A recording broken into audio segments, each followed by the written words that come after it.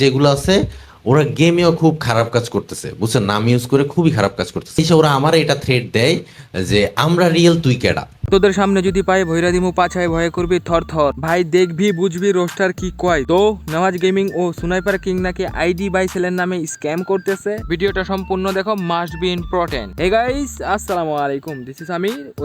Welcome to roster of king. তো কেমন আছো তোমরা? বরাবরের মতো নতুন একটি ভিডিওতে হাজির হয়ে গেলাম আমরা। যেগুলো আছে ওরা গেমেও খুব খারাপ কাজ করতেছে, বুঝছেন, নাম ইউজ করে খুবই। আমি বুঝাইছি, অনেক বুঝাইছি। লাস্টে এসে ওরা আমার এটা থ্রেট দেয় যে আমরা রিয়েল, তুই কেডা। তো আসলে বিষয়টা হলো, টিকটকের ভেতরে ফেক আদি ও ফেক নওয়াজ গেমিং বের হয়ে, যারা এদের নাম ব্যবহার করে আইডি স্ক্যাম ও টাকা মেরে দিচ্ছে সাধারণ অডিয়েন্সে। এই মাঙ্গেন নাতি, তোর বাপ মায়ে কি গু খেয়ে চুই দিয়ে ধরে জন্ম দিছিল নাকি? নাহলে আরেকজনের নাম ব্যবহার করতেছিস কর, তাতে কোনো সমস্যা নেই, কিন্তু স্ক্যাম করতেছিস কেন? ওদের ভয়েস কেন নকল করতেছিস? কি ভাই দরকার তোদের ওদের নাম ইউজ করা? নিজের পার্সোনালিটি তৈরি করতে পারিস না? চোর বাটপারের দল। আমার তো মনে হয় নিজের বাপের অতবার বাপ ডাকস না, আদি ও নেওয়াজ গেমিং এর বাপের যতবার বাপ ডাকছ, নাকি তোদের মা এদের বাপের কাছে পার্সোনালি সময় দিছে তাই বাপ ডাকো? প্রমাণ না দিয়ে বকবক করিস কেন? প্রমাণ দে। ওরে বাপ রে বাপ, থাম দিতেছি। তুমি কি আইডি বাইসেলের সাথে যুক্ত? না ভাই, আচ্ছা, তুমি যদি ফেক ভাই। আমি বাইসেল আগেও করতাম না, এখনো করি না, বুঝছেন। দেখছো খাঙ্কির পোলা কত বড় বেহেন। তারপরেও এদেরকে হুমকি দেয় ওরাই নাকি আসল খাঙ্কির পোলা। খাঙ্কি রে, একটা মানুষ কত ভালো হইলে তাদেরকে পার্সোনালি বুঝাইতে যায় এত আকাম কুকাম করার পরও। যেদিন জায়গা মতন থেরাপি দিব না, সেদিন আসলে বুঝতে পারবি সে কে।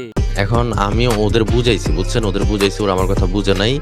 আর অডিয়েন্সরেও আমি বলছিলাম অফিসিয়ালি, বাট ওইগুলো আমি রাখতে পারি নাই। এখন লাস্ট অপশন এটাই যে আমি ওদের নামে মামলা করব। তো মামলা করব।